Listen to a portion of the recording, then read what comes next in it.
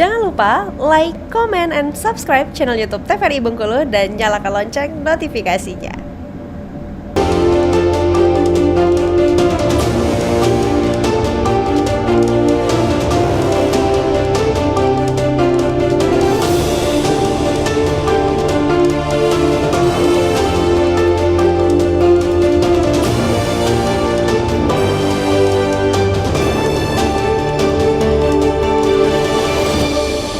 Ya pemirsa, Anda kembali menyaksikan Berando TVRI Bengkulu edisi hari ini dengan tema Semangat Kewirausahaan untuk Bengkulu Maju.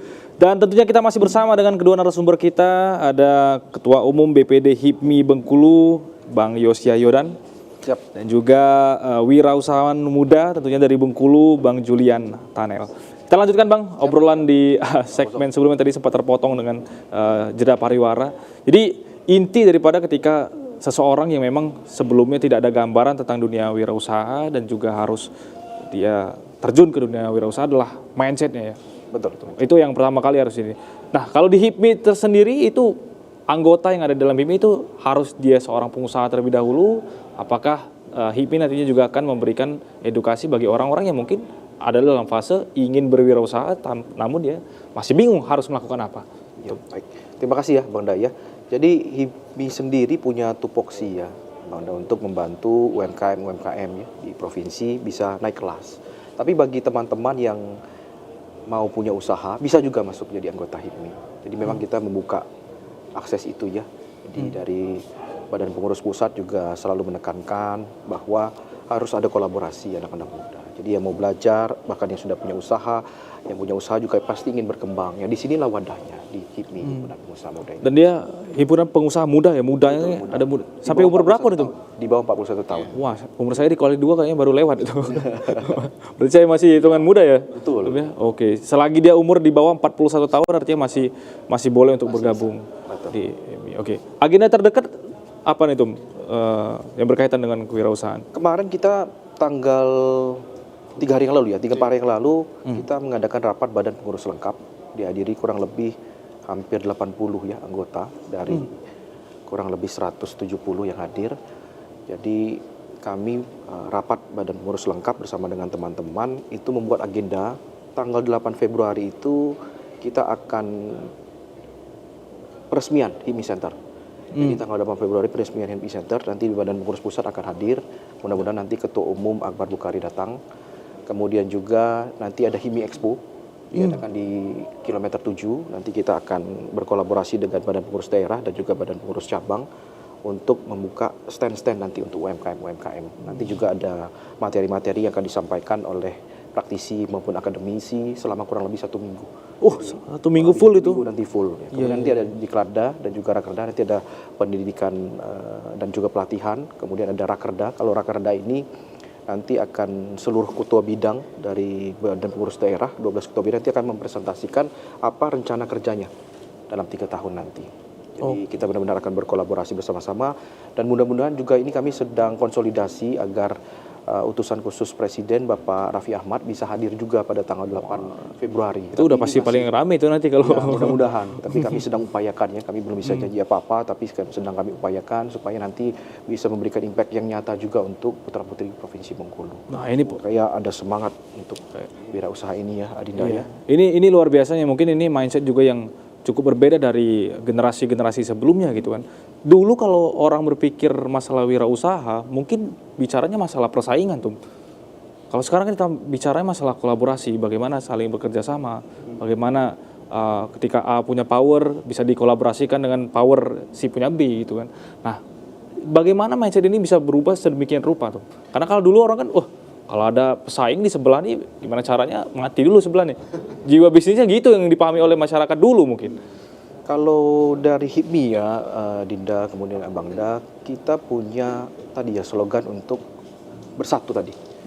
Artinya lebih baik kami sharing antar sesama pengurus HIPMI provinsi, kemudian membuat suatu bisnis dan sebagainya, dibandingkan mungkin nanti investor luar yang datang memiliki usaha yang sama. Jadi kami benar-benar memohon juga nanti kepada pemerintah daerah agar bisa diprioritaskan anak-anak HIPMI, pengusaha-pengusaha daerah, supaya apa? Supaya bisa jadi tadi ya, jadi tuan rumah di daerah sendiri. Jadi kami sharing misalnya ada yang punya skill ya, mungkin seorang barista, ada yang bisa masak, mungkin ada yang punya lahan, ya sudah buat kolaborasi bersama.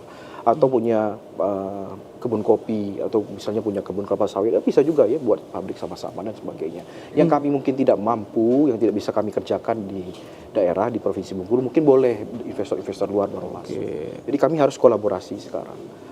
Sebagai contoh ya, mungkin ada tenan-tenan nasional masuk. Saya senang aja lihat tenan-tenan nasional mungkin bisa makan dan sebagainya. Tapi satu sisi juga saya sedih. Sedihnya apa? Pasti terdampak UMKM Provinsi Bengkulu. Mungkin ada brand-brand nasional masuk. Bagaimana UMKM Provinsi Bengkulu? UMKM Provinsi Bengkulu tentu pasti dibutuhkan ya untuk kita berikan lagi literasi, edukasi supaya mereka bisa bersaing dengan tenan-tenan atau brand-brand nasional tersebut.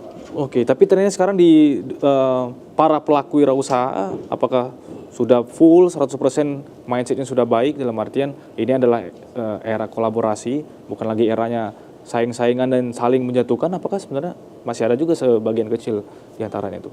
Harus sama-sama berkolaborasi tadi ya. Jadi ya ini PR kita sama-sama ya, dari Himpunan Pengusaha Muda Provinsi Bengkulu, kemudian juga ada Kamar Dagang dan Industri ya, ada Kadin, kemudian juga anak-anak muda di Bengkulu ya sama-sama harus punya mindset tersebut. Jadi kita gotong royong, sifatnya gotong royong. Jadi tidak ada yang bisa mungkin kerja sendiri, tapi ya kerja satu tim, satu keluarga, satu visi dan misi. Yang penting satu visi dan misi.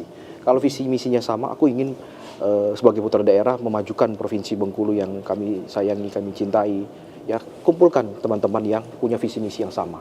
The bird with the same feather flocks together. Artinya burung yang sejenis itu akan bersama-sama dengan burung sejenis. Gak pernah kita lihat burung merpati dengan burung lovebird atau burung elang gitu, tidak pernah seperti itu ya. Tapi kita harus buat ekosistem itu, ekosistem yang positif. Mungkin ada teman-teman yang belum mau atau sudah mau ya. Kalau sudah mau ayo kita kumpulkan ya. Atau yang sudah established. Kalau sudah established ya kita belajar juga dari teman kita. Jangan kita iri.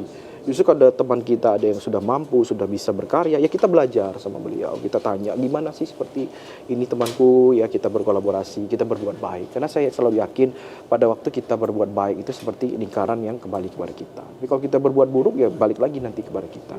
Tentu kita punya mindset ya ingin berbuat baik ya dalam kehidupan kita, sehingga pada waktu kita mungkin ingin melangkah akan lebih mudah melangkah itu. Oke, dan trennya di kalangan wirausahawan yang ada di Bengkulu sudah cukup baik sejauh ini, Tum? Sudah cukup baik ya. Dan kita sama-sama lah ya, tugas bersama-sama. Tren ini ya kita sama-sama sebagai putra-putri Provinsi Bengkulu harus sama-sama semangat, optimis ya. Kemudian bentuk ekosistem itu. Oke, Ya, teman-teman yang mungkin belum berpikir wah saya mau usaha ya kita stimuli ya. Kita gimana cara stimuli ya kita kasih contoh juga ya. Yo begini loh punya usaha crowdfunding sama-sama. Ya. Oke. Saya yakin pasti bisa. Iya, itu situasi yang kita harapkan tentunya, ekosistemnya sudah terbangun, jadi siapapun orang punya kesempatan yang sama untuk menjadi wirausahawan yang sukses gitu ya. Oke, Bang Tanel, jadi kedepannya tantangan seperti apa yang kira-kira akan dihadapi oleh para wirausahawan muda yang ada di Bengkulu gitu? Karena tadi Ketum bilang bahwa wadahnya sudah terbuka dengan lebar gitu, sekalipun orang yang tidak punya gambaran bagaimana dunia wirausaha, HIPMI sudah hadir untuk menawarkan itu semua.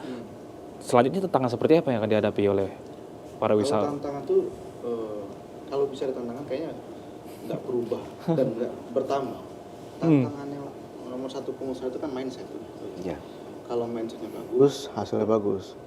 Kalau juga nanti mindsetnya seperti abang bilang, bikin usaha ini tapi ini lebih sukses, jadi kita iri-irian begitu kan, berarti kan bukan mindset pengusaha yang sebenarnya. Itu lebih ke fight ya. Mental petarung bukan pengusaha.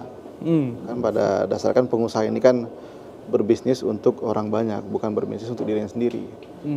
Di pengusaha juga kita diajarkan bagaimana caranya mengatasi masalah yang kadang bentuknya aneh-aneh, mulai dari masalah yang tidak pernah kita temukan sebelumnya pada saat kita sekolah atau menjadi pegawai, atau masalah yang memang harusnya dikerjakan atau diselesaikan sama-sama. Jadi intinya tantangan itu yang paling utama yang menjadi momok itu ya mindset, dan satu lagi tolak ukur. Tolak ukur diri kita juga kan, jangan juga sampai kita berpikir semua bisa. Sedangkan kita ini basicnya petani, malah bikin usaha di bidang pesawat terbang atau gimana kan, jadi kan nggak nyambung. Nggak masuk. Jadi kita juga perlu ekosistem yang positif. Jadi kita tahu bakat kita tuh di mana sebenarnya. Usaha kita yang kita perlukan, yang kita bisa itu yang bagaimana.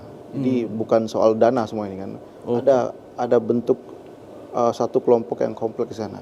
Oke. Bisa saling melengkapi lah. Oke, berarti mapping di awal sebelum menjalankan sebuah usaha itu hal yang paling penting, artinya seperti itu ya Bang ya. Oke, semakin menarik pembahasan kita Bang, kita harus jeda terlebih dahulu, kita akan lanjutkan di segmen berikutnya.